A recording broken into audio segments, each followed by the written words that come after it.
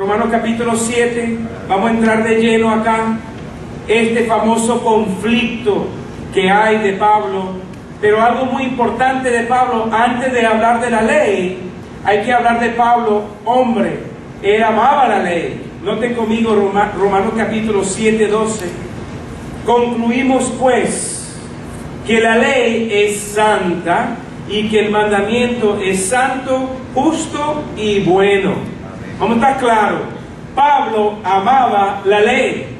Pablo fue fariseo antes de convertirse al cristianismo y antes de conocer Cristo en camino al Damasco.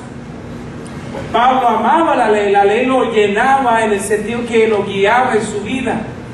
Pero estamos viendo algo interesante de Pablo, y lo vamos a ver ahora en capítulo 7, esa tensión que va creando dentro de él. ¿No hay fotos hoy? Chévere, ya viene.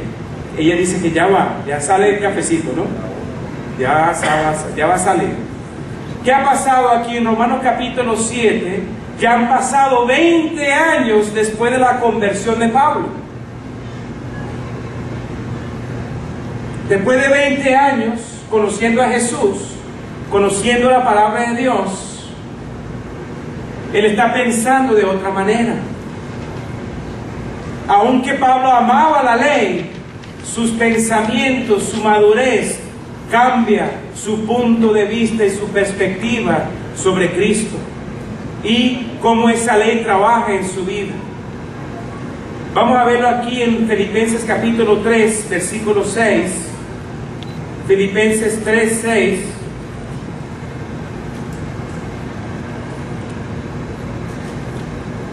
En cuanto al celo, dice 3:6 de Filipenses, perseguidor de la iglesia, en cuanto a la justicia que la ley exige, intachable. Pablo se veía a él como fariseo intachable. No había acusación contra él. Él amaba la ley, él era intachable y él era, un fariseo ejemplar.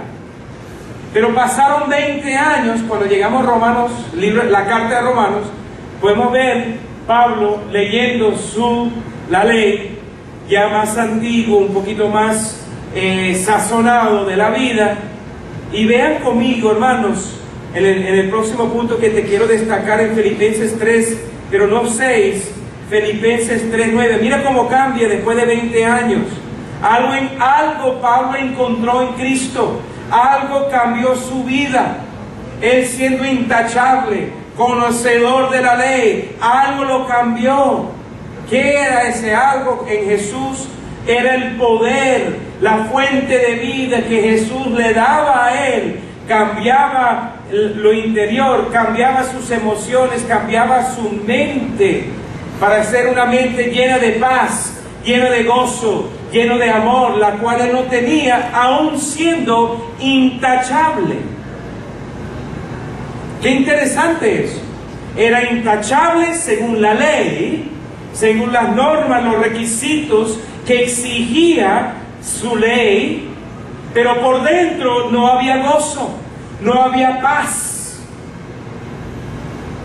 Cuando vemos esto, obviamente él está mostrándote una visión retroactiva hacia atrás, después de 20 años.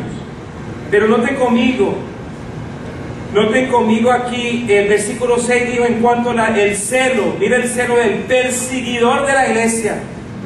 ¿Pueden ver por qué Pablo estaba quebrantado, vivía quebrantado en su vida? ¿Qué hacía Pablo como su trabajo normal, semanalmente? ¿Qué hacía él? Perseguía la iglesia. ¿Cuántos de ustedes les gusta que te persiguen? Pablo jalaba las mujeres en la noche de sus casas, de sus cabellos, y las arrastraban por el pueblo donde él iba, con la carta de permiso de los fariseos, del Sanedrín, para que pudiera hacer eso legalmente.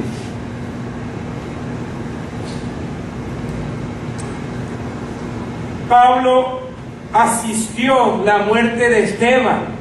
en Hechos capítulo 8:1, y aprobó todos los mantos de los hombres al pie de él, aprobando la muerte. Persiga la iglesia. En cuanto al celo, perseguidor. En cuanto al fariseo Pablo, intachable. Pero algo le pasó en la vida de él. Conoció a Jesús, conoció el gozo, fuente de vida. Filipenses 3:9 dice así: y encontrarme unido a Él, a Cristo. No quiero mi propia justicia que procede de la ley, sino la que se obtiene mediante la fe en Cristo, la justicia que procede de Dios, basada en la fe. ¿Cuál es el punto primordial, el tema único del libro de Romanos capítulo 1, versículos 16 y 17? La justicia de Dios proviene por la fe, por las obras. ¿Fe o obras? ¿Cuál? Ustedes dicen fe, yo digo obras. ¿Cuál es? Obras. Fe. Oye, vamos a estar atentos, hermano, ya estamos en capítulo 7. Si hago una prueba como yo hacía en el instituto, ¿cómo estarían? No, es por la fe. La justicia viene por la fe, no viene por las obras de la ley. Pablo lo hacía, él era fariseo, intachable. El celo de él perseguía a la gente a la medianoche y arrastraba a la gente de sus casas y lo metía en la cárcel, y él se sentía orgulloso por eso. Él cumplía con la ley civil y cumplía con la ley de Dios. Por los dos lados, excelente. Nota 20. Pero vamos para la próxima foto. Podemos ver acá. Vamos a intentar entender a Pablo en capítulo 7. Cuando lo tumbaron del caballo. Lo tumbaron en Hechos capítulo 9. Lo llamó Dios y le dio un llamado. Y le dije: quiero usarte como una pieza, un instrumento de justicia en mis manos, para que en vez de perseguir a la iglesia, pueda pastorear la iglesia, cuidar el rebaño, guiarlos en el camino del Señor. Qué cosa yo hasta el día de hoy no puedo entender. ¿Por qué Dios levantó a Pablo? ¿Por qué no levantó un Ananías, uno de esos hombres más tranquilos?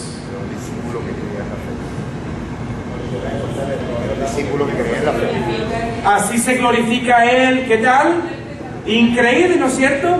Cómo Dios usó el asesino de la iglesia, lo usó para que fuera el general de 5 estrellas, plantando iglesia por Asia Menor. Y tenemos acá entonces el tema de Dios llamando a Pablo. Como pueden ver, vamos a regresar a Romanos 6. En Romanos capítulo 6, ¿cuál fue el tema? La libertad del pecado, ¿cierto? Ya no somos esclavos de un amo que nos va a maltratar, que se llama el maestro de la ley, que dice: si pecas, hay condenación, y si pecas, va a haber muerte. ¿Cuál es la factura final del pecado? Muerte. Muerte es la factura final del pecado. ¿Cuál es la factura de nosotros los cristianos cuando recibimos a Cristo? Vida y justicia.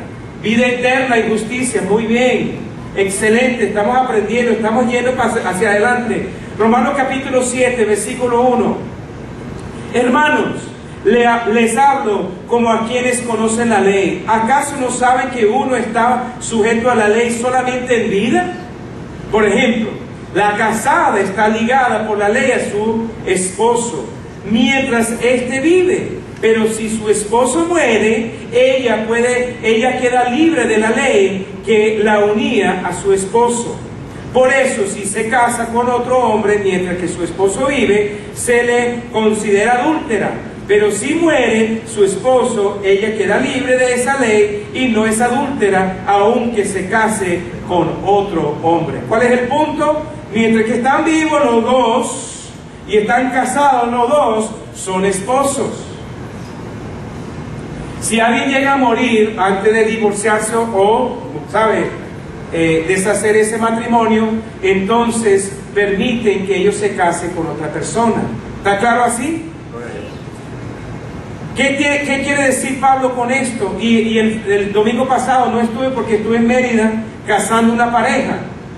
Y en el momento de sus votos estaba llorando la muchacha. Qué interesante, el viernes en el ensayo de la boda, él estaba nervioso, Néstor estaba nervioso, estaba tieso así. Yo hacía así: Néstor, ¿estamos bien? Néstor, vamos a hacerlo, vamos a casarnos, vamos a... Y él... Pero el sábado en la boda era ella que estaba nerviosa. Oye, ¿está bien? ¿Vamos a llamar a Rescarden o qué? Yo tenía mi teléfono listo para cualquier cosa, Rescarden. Pero ella era la que estaba nerviosa.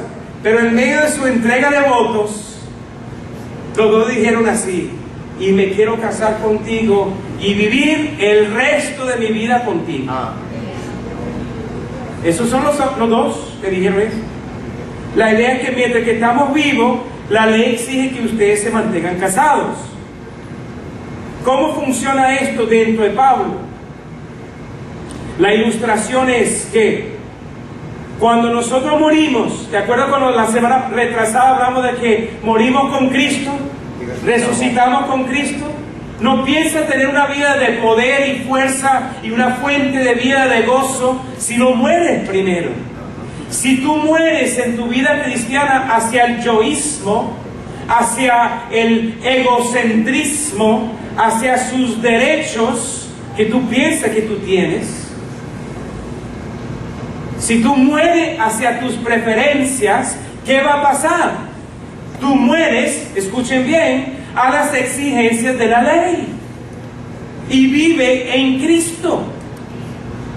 Si estás muerto, ¿la ley te puede exigir algo? Siento que están... Otra vez, porque escuché los grillos aquí atrás, puros grillos, puro silencio, Oscar, aquí atrás, no escuché mucho. Otra vez, si ustedes mueren, ¿la ley te puede exigir algo? No. ¿Ustedes exigen algo de un muerto? No. ¿Está muerto? Si tú mueres, la ley no te puede exigir. Es lo que Pablo está haciendo.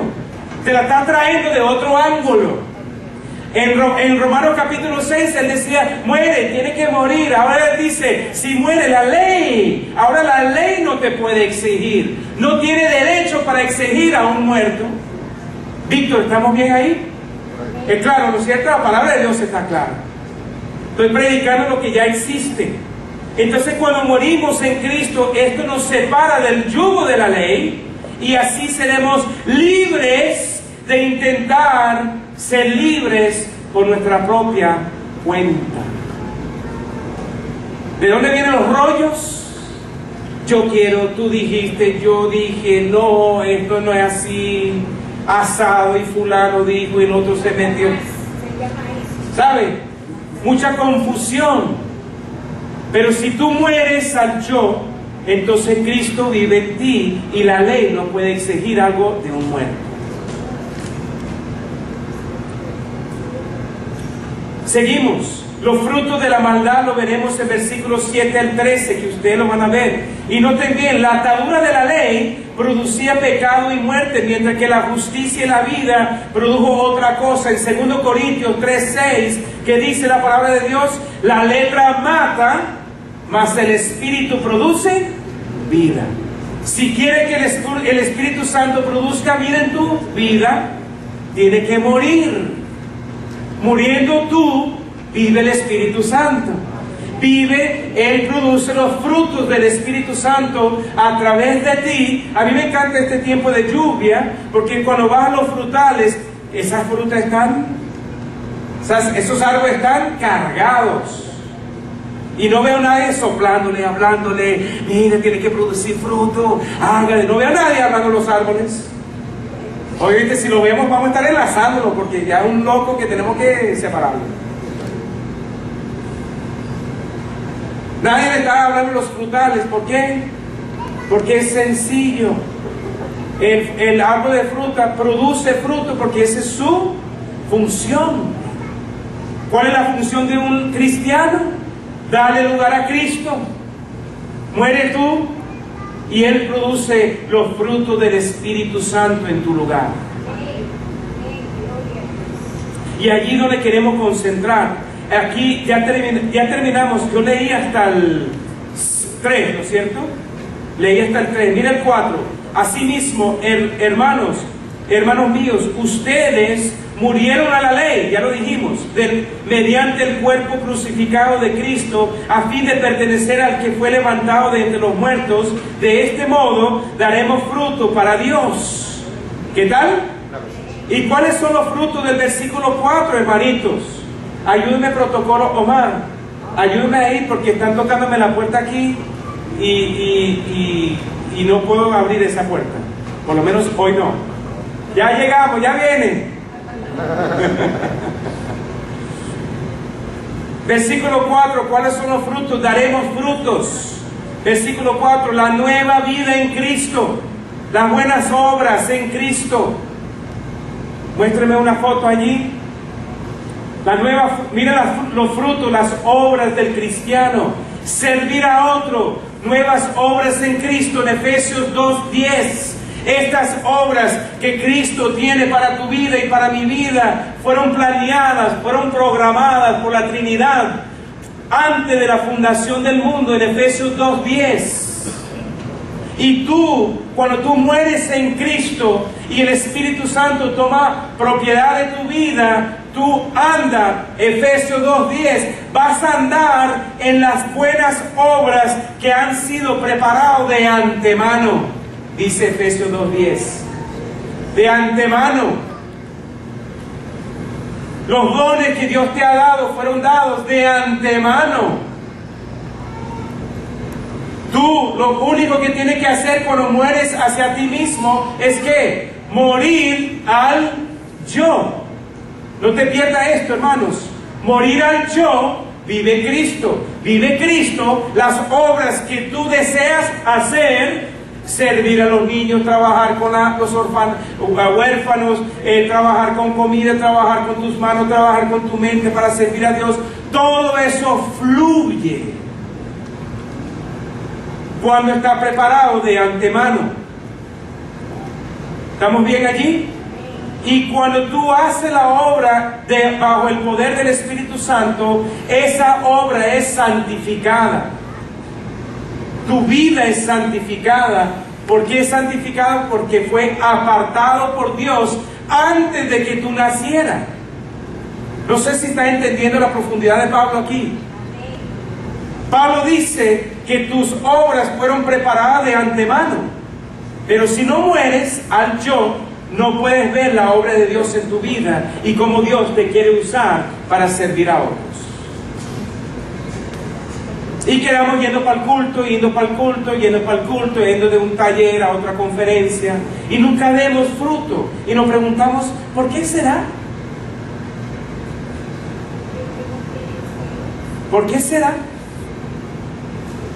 Porque no tengo fruto en mi vida, porque no tengo obras la cual yo puedo hacer,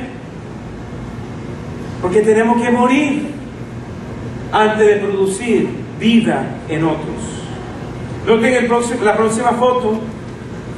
Pablo describe el seguimiento de la ley como un código externo sin poder. La próxima foto habla del profeta Jeremías.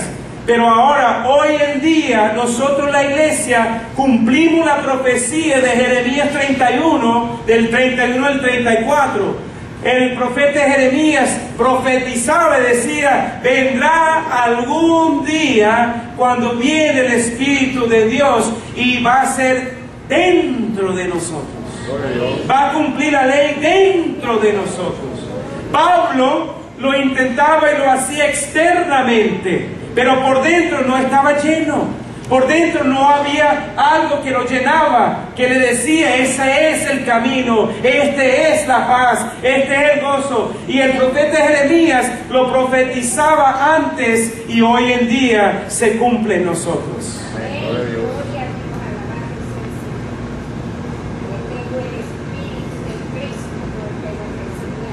Estábamos con los jóvenes en estos 2 días y nos hacían preguntas muy interesantes. Por ejemplo, uno es jugador de fútbol, pero su entrenador es santero. Y él dijo que el santero, el entrenador, hacía cosas en medio durante el tiempo de entrenamiento, no sé, brujería, no sé, se iba al corner, ahí en el rincón, no sé lo que hacía. Y él dice, ¿qué tengo que hacer yo? ¿Y tú? ¿De lo tuyo? ¿Tú no eres cristiano? Sí. ¿Tú no tienes el Espíritu Santo? Sí. Entonces te hago la pregunta, joven de 14 años, ¿qué espíritu es más fuerte? ¿El espíritu del mundo o el Espíritu Santo? El Espíritu Santo fue profetizado por Jeremías en capítulo 31 para cumplir el nuevo pacto de la iglesia. En Jeremías 31, tú tienes el Espíritu Santo dentro de ti y tú vas a ir a tu entrenamiento, ir a tu equipo y tú vas a ser luz y sal para ese equipo. Él puede hacer todo lo que quiere. Ahora, si Él te invita a su casa, a un evento donde va a practicar eso, tú dices, mira, yo ya tengo un espíritu más fuerte que ese espíritu. No estoy necesitando invitar a otro espíritu que es menor que el que yo tengo, el Espíritu Santo. Y cuando yo le pregunté al señor santero, le pregunté aquí en la villa, le pregunté, ¿qué te ofrecen después de la muerte? Le dije, no, nunca han hablado después de la muerte. Le falta una parte de ese paquete. Piénsalo bien. Él dijo, nunca me han dicho de qué va a pasar con mi vida después de la muerte. Solamente hoy en día, ahora, el presente. Otro joven dijo así, estoy entendiendo que el Espíritu Santo está dentro de mí y no tengo que invocarlo para que me ayude con mi trabajo, con mi empleo. No, ya lo tienes adentro. El problema es que no morimos. Por no morir, pareciera que no estuviera con nosotros. Pero Él ya está adentro en Efesios 1, 13 y 14. Él nos sella.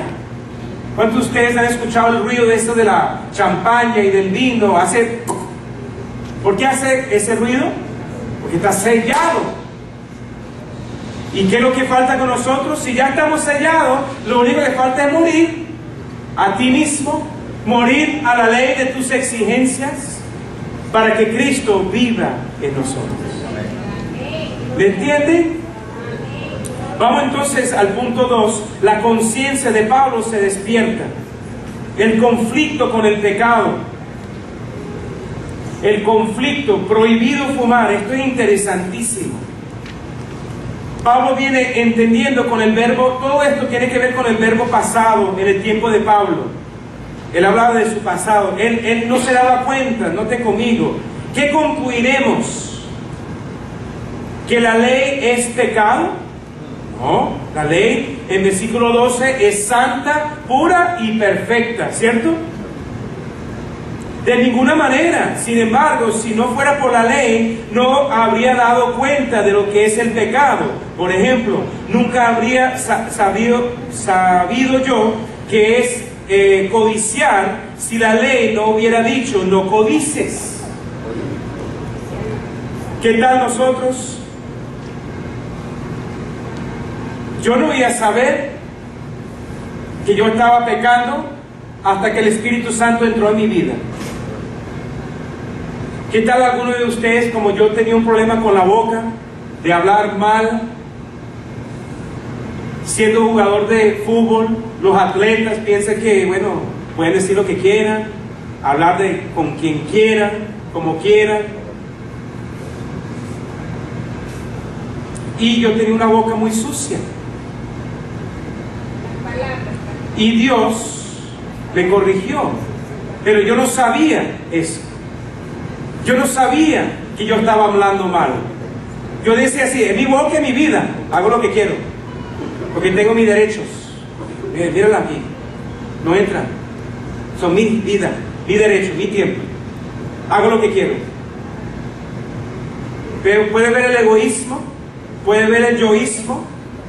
Y Dios trató conmigo directamente, dijo, si tú me quieres glorificarme, tienes que comenzar con tu boca. Tienes que permitir que yo use tu boca para bien y no para mal, para bendición y no para maldición. Quiero usar tu boca para predicar el evangelio y no para hablar mal de la gente. Y Dios me trajo convicción. Pero ¿cómo lo iba a saber si la ley no me lo dijera? Efesios 4:29. No permite que ninguna palabra corrompida salga de tu boca, solamente aquella que es para edificación. ¿Qué es lo mejor? Si no vas a decir algo bueno, ¿qué es mejor? Hasta Proverbios dice, hasta parece inteligente. Así dice Proverbios. Con la boca callada parece hasta inteligente. Y entonces la palabra de Dios nos dice y nos describe, noten conmigo todo lo que tenemos nosotros. Muchas veces la gente que fuma, yo no fumo, pero la gente que fuma me han dicho, me han confesado, oye, yo puedo pasar semanas hasta que de repente estoy en el restaurante y puedo oler el humo de otra persona fumando. Y me provoca en mí el deseo de fumar. O voy para un lugar y me dice no fume y me hace pensar en el humo, en fumar, en el cigarro. ¿Qué es eso, hermano? Esa es la tensión en la cual vivía Pablo. El problema de Pablo era codiciar. Mandamiento número 10. No codicies las cosas ni la mujer de otro. Mandato número 10. Y él tenía un problema de codiciar. Pero yo te puedo asegurar que no era codiciar cosas, ni necesariamente la mujer de otro, pero era el pecado de codiciar. Era el deseo de codicia. Él tenía codicia. Y él tenía esa tensión dentro de él. Comenzó la tensión, el conflicto. Necesito esto aquí. ¿Esto aquí? ¿Tiene algo allí? Necesito un hermanito como Amando. Entonces comienza la tensión del alma. Tú agarras ahí, yo agarro aquí. Pablo, dentro de él codiciaba. Yo voy a codiciar primero, suelta, jala. Codicio. Pero él sabe y conoce ahora de Cristo y el Espíritu Santo tiene más fuerza que la codicia. Y entonces, ¿qué hacía? Entregaba al Señor. Codiciaba. Veía prohibido, ¿qué? Prohibido fumar, no, prohibido codiciar. Y él codiciaba. Quería algo. Pero después el Espíritu Santo venía. ¿Está viendo lo que está pasando? Sí. Ese venir y ir, el conflicto que es, gracias hermano, el conflicto que solamente el cristiano tiene. El inconverso no tiene este conflicto. Y vive tranquilo, hablando mal de otros, dejando las cosas mal con otros, ¿sabe? Todo mal, y no sienten culpa y no sienten condenación, supuestamente, porque no tienen esta tensión en su alma. Hoy estamos hablando del despertar de la conciencia de Pablo, y él comienza a codiciar, y él tiene un problema, él no quiere codiciar, pero él tiene que enfrentar ese pecado, porque codiciar es idolatría. ¿Quieres verlo conmigo? Colosenses 3:5. Colosenses capítulo 3:5 habla de la codicia. Es el inicio de todo tipo, la idolatría es el inicio de todo tipo de pecado. Tú dices, yo puedo desear tal cosa, pero si está esa cosa o esa persona está por encima de Dios o está quitándole el puesto de Dios en tu vida, ¿sabe qué? Va a tener esa tensión en tu vida. Viene y va. Viene y va. No levanten la mano. ¿Cuántos han vivido esa tensión? Todos nosotros. Mira, ¿cuál fue el problema de Adán y Eva? Codiciaron.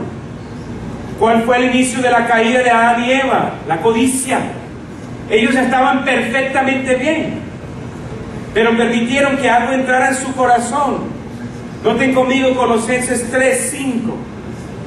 Dice así: por tanto, hagan morir todo lo que es propio de la naturaleza terrenal: inmoralidad sexual, impureza, bajas pasiones, malos deseos y avaricia, la cual es, en su Biblia dice idolatría.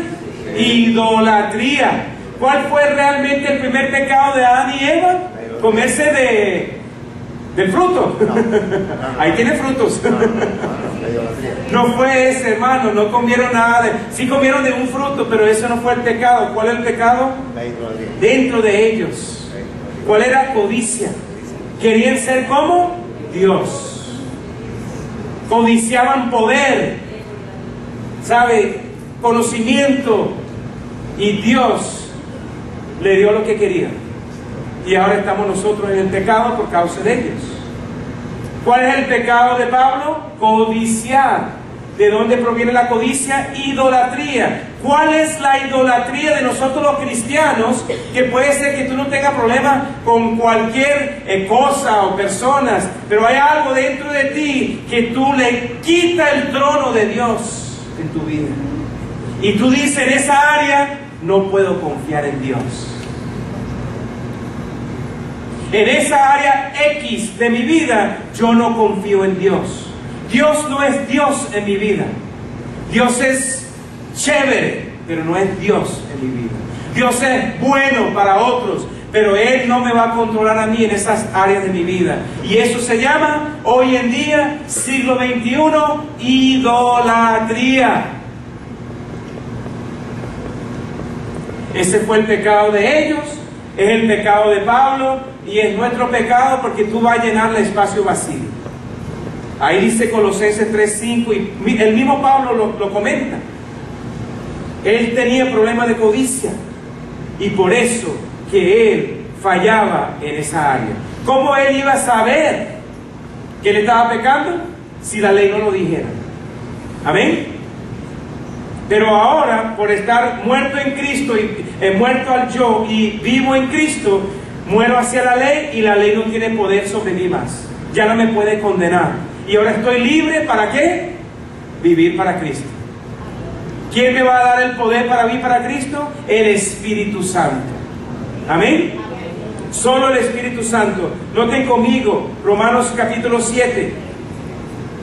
¿Qué dice acá? Pero el pecado, aprovechando la oportunidad que le proporcionó el mandamiento, despertó en mí toda clase de codicia. Míralo, despertó dentro de él esa codicia.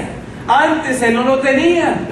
Él no sabía lo que era codicia, no le importaba. Él lo quería, lo hacía, lo agarraba. Pero ahora que él tenía el Espíritu Santo, él ya no podía codiciar porque era idolatría. Noten conmigo, seguimos versículo 10.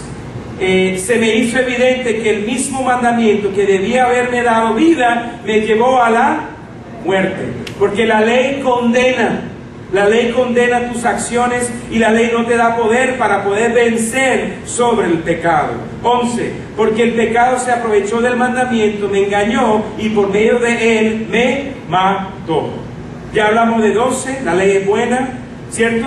Vamos acá al 13, pero entonces lo que es bueno se convirtió en muerte para mí, de ninguna manera. Más bien fue el pecado lo que, valiéndose de lo bueno, me produjo la muerte. Ocurrió así para que el pecado se manifestara claramente, o sea, para que mediante el mandamiento se demostrara lo extremadamente malo que es el pecado.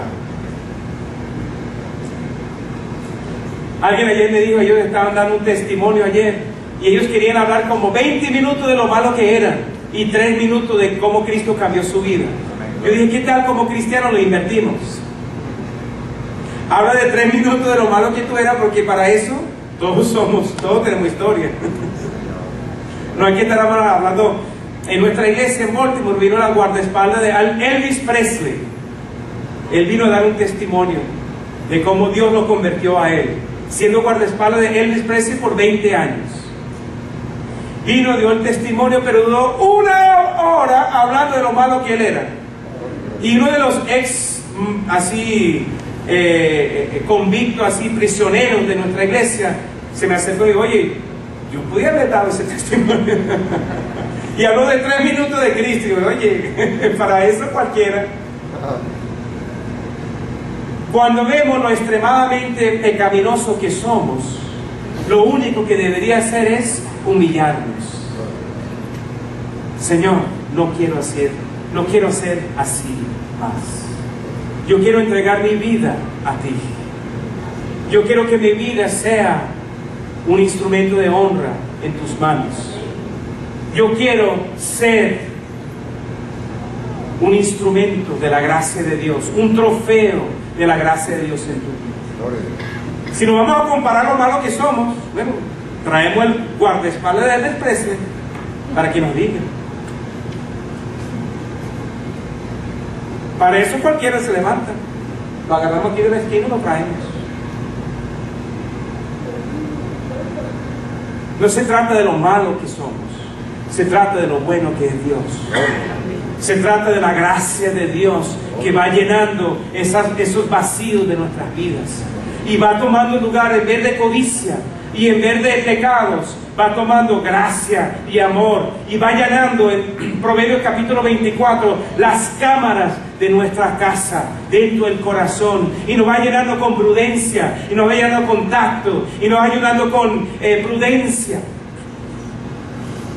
Y el Espíritu Santo nos va dando creatividad, nos va dando entendimiento antes de enfrentar los problemas, nos va dando vida y dirección, y va produciendo vida en vez de muerte. Va levantando y edificando a cada uno en vez de destruir y hablar mal el uno sobre el otro. Interesante la tensión que tuvo Pablo. Noten conmigo, hermanos, versículo 14. Tercer punto, el conflicto por dentro de él. Así como Amando y yo estamos jalando aquí, jalando. Noten aquí, próxima foto de Pablo. El conflicto, el pecado lo asedía en la primera sección. Él resiste al enemigo, pero no tenía cómo vencerlo. Hay dos mundos dentro del hombre espiritual. Nosotros que somos espirituales vivimos con esa tensión, porque estamos dentro de la carne, pero por dentro somos espirituales. El hombre carnal, el hombre que es natural, el hombre pecaminoso sin Cristo, no tiene esa tensión. Por eso que la única pregunta que nos pueden hacer a nosotros es: ¿tú fumas? ¿Tú bailas? ¿Tú tomas? Es lo más profundo que pueden ir, hermanos. No tiene más profundidad. Hasta ahí entienden, hasta ahí pueden ver. Pero nuestro mundo es diferente. Nuestro mundo es espiritual. No vivimos en la carne. Nos transportamos en la carne, pero vivimos en el Espíritu. Y ese Espíritu puede discernir cosas que ellos no pueden discernir. Y nosotros estamos aquí con un corazón de amor y con esta vida espiritual para entregárselo a ellos en la medida que el Espíritu Santo va trabajando en sus corazones. Pero ellos no entienden más que: ¿tú fumas? ¿Tú bailas? La misma pregunta de siempre en todos los idiomas. Hasta ahí llegaron. Hasta ahí llegó la conversación. Ellos no entienden el mundo espiritual porque no han sido convertidos. Pero nosotros que hemos sido convertidos vivimos en esto, en la tensión del alma. En cada medida, miren lo que está pasando. Así como la luz del videobeam está transportando esa imagen allá, eso es lo que está pasando el Espíritu Santo. Mira mi mano allí. Eso es lo que hace el Espíritu Santo en tu vida. En la medida que tú vas madurando, Él va colocando áreas, va colocando el enfoque de la luz, de la palabra de Dios en diferentes áreas de tu vida para tú ir madurando en tu forma de pensar, en tu forma de hablar, en tu forma de conducirse. Y tú dices: ay, a mí no me gusta eso, a mí no me gusta que me toque esa área. Esa es mi área. Y comienza la tensión. A alguien le gusta chismosear, a otro le gusta mentir, a otro le gusta ser deshonestos.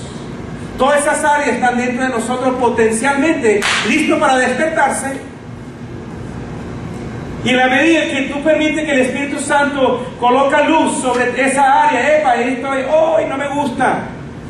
Yo quiero estar mintiendo porque siento que tengo control, pero no me gusta cuando me encuentren en las mentiras. Y entonces ahí cuando viene corriendo al pastor, ayúdame al pastor, soy mentiroso. Dígame la verdad. ¿Cuál es el punto? Tú y yo somos pecaminosos, porque dentro de esta sangre hay pecado. Y mientras que nosotros vivimos en la carne, vamos a estar viviendo bajo esa tensión. Y Pablo nos quiere decir en versículo 14, sabemos en efecto que la ley es espiritual, pero yo soy meramente humano y estoy vendido como esclavo al pecado. No entiendo lo que me pasa, pues no hago lo que quiero, sino lo que aborrezco. Ahora bien, si hago lo que no quiero, estoy de acuerdo con la ley, que la ley es buena.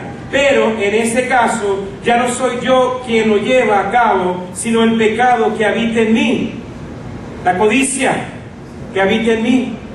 El deseo que habita en mí, que es en contra de lo que Dios quiere para mi vida. Noten allí versículo 17, pero en ese caso ya no soy yo quien la lleva a cabo, sino el pecado que habita en mí. Yo sé que en mí, es decir, en mi naturaleza pecaminosa, nada bueno habita. Aunque deseo hacer lo bueno, no soy capaz de hacerlo. ¿Sabe el inconverso? Tú fumas, tú bailas, tú tomas, ¿cierto? Ellos no tienen capacidad. Ellos necesitan el Espíritu Santo para convertirse y van a sentir esa tensión, pero la tensión es en la luz del enfoque de la palabra de Dios y del Espíritu Santo queriendo tomar cuenta de esa área. Cuando tú mueres en esa área, sobre la mentira, sobre el chisme, sobre la falta de honestidad, ojo, en el mundo cristiano, omitir información es mentir. Omitir es mentir. O decirme de verdad, la profesora que enseñó a los jóvenes hace unas semanas atrás sobre cuántos tipos de mentiras hay. Muchas. Si tú necesitas ayuda en esa área, el Espíritu Santo va a trabajar en eso en la medida que tú andas con Él y le deja que la palabra de Dios enfoque en esa área. ¿Qué produce aquí? ¿Dónde estaba Pablo en este momento? Un hombre indeciso. ¿Cómo es el hombre indeciso? Es llevado por las olas, por donde quiera. Nosotros, que somos espirituales, permitimos que el Espíritu Santo nos guíe, nos muestre, no somos llevados por las olas. El Espíritu Santo nos va guiando dentro de esta tensión que está y existe dentro de nosotros. Note la tensión no es pecar. Esta tensión que hay en el alma no es pecado. Es lo que estamos nosotros desarrollando dentro de ese proceso de ir creciendo y ser más como Cristo y menos como yo. Vamos a fallar. Vamos a fallar. Pero ¿qué nos espera cuando fallamos? Gracia, misericordia, perdón. Vamos a estar con los corazones quebrantados, pero el Señor nos va a levantar. Porque cuando levanta al justo, 7 veces cae. Cuando se levanta el justo, ¿quién es glorificado con esa vida? Dios. No se desanimen, hermanos, con la tensión que tienen sus almas. No se desanimen. Dios nos va a dar la fortaleza para ganar esta batalla. Versículo 19. De hecho, no hago el bien que quiero, sino el mal que no quiero. Y si hago lo que no quiero, ya no soy yo quien lo hace, sino el pecado que habita en mí. ¿Quién es el que produce ese deseo de codiciar? El pecado. No te condenas, sea más analítico, sea más objetivo. Es el pecado que está dentro de ti. No eres tú. ¿Quién eres tú? Note el versículo 22. ¿Quién eres tú? Porque en lo íntimo de mi ser me deleito en la ley de Dios. 2 tensiones allí. Uno es el pecado y la otra es el deleite del hombre espiritual, deseando que Dios se glorifique en su vida. Amén. Noten conmigo entonces para cerrar. Próxima foto. Pablo ya no estaba sujeto a la ley. Murió en Cristo. Pero espiritualmente hemos pasado de la muerte a la vida. espiritualmente. Y hoy en día nosotros ya no vivimos en tinieblas, pero en la luz del reino de Dios. Y por ese reino y esa luz nosotros hemos resucitado con Cristo y andamos en novedad de vida, en nuestras mentes, en nuestras relaciones, y oramos, de verdad oramos delante del Señor con corazones puros y manos limpias. Salmo 24, ¿a quién va a guiar para que suba el monte de Sión? Solamente aquellos que tienen corazón puro y manos limpias. Cuando tú vives así, hermanos, tú vas a vivir una vida resucitada en Cristo. Va a haber poder, fuerza, ánimo, motivación para tu día a día, y tú vas a saber cómo tratarse el uno al otro en tus relaciones. No por tu fuerza, pero por la fuerza de otro. ¿Tú crees, última foto, tú crees que Pablo se fue, esto era fácil para Pablo? No. Pablo era un hombre cínico. En 2 Corintios capítulo 10, versículo 1, que dice él, ¿será que él dice, yo me acerqué a ti con humildad y mansedumbre? ¿Quién hizo a Pablo manso y humilde? Dios. Del Espíritu Santo trabajando en las áreas de su vida. Por acá codicia, y por acá soberbia. En otra área de su vida él era asesino, y por otra área de su vida era perseguidor de la iglesia. ¿Quién lo hizo manso y humilde? Dios. 2 Corintios 10, capítulo 10, versículo 2. No fue fácil para él ser un hombre que era controlado por el celo, crucificar su carne y controlar la lengua, y juzgaba a la gente precipitadamente, juzgando. Según la ley, él era intachable. ¿No es así? No sé cuántos de ustedes son cínicos aquí en este salón, o han vivido una vida cínica. Yo no sé. Eso no le cabe a mí. El Espíritu Santo te va a mostrar a ti. Yo solo soy responsable de predicar la palabra de Dios.